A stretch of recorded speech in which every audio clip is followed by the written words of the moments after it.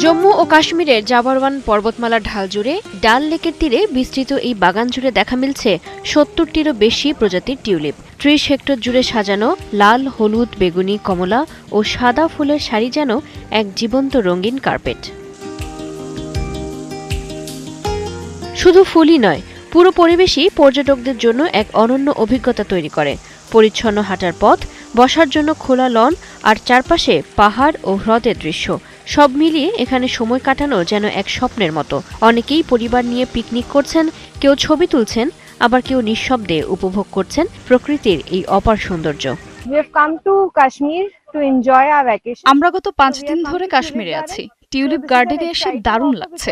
ফুলগুলো খুব সুন্দরভাবে সংরক্ষিত, আবহাওয়া মনোরম, সব মিলিয়ে অসাধারণ অভিজ্ঞতা।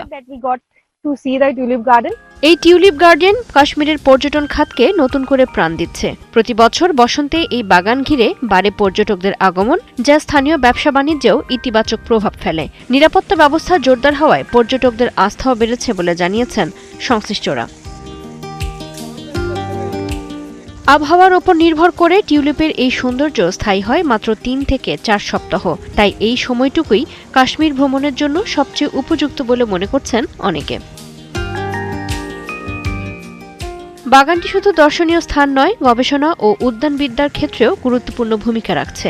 বিভিন্ন দেশ থেকে আনা টিউলিপের জাত এখানে পরীক্ষামূলকভাবে চাষ করা হয়, যা ভবিষ্যতে ফুল চাষ শিল্পের প্রসারে সহায়ক হতে পারে বলে মনে করছে স্থানীয় প্রশাসন।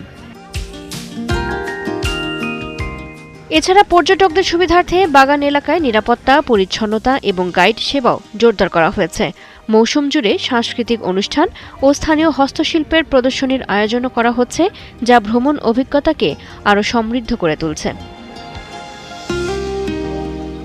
চৈতি সরওয়ার, ৭১।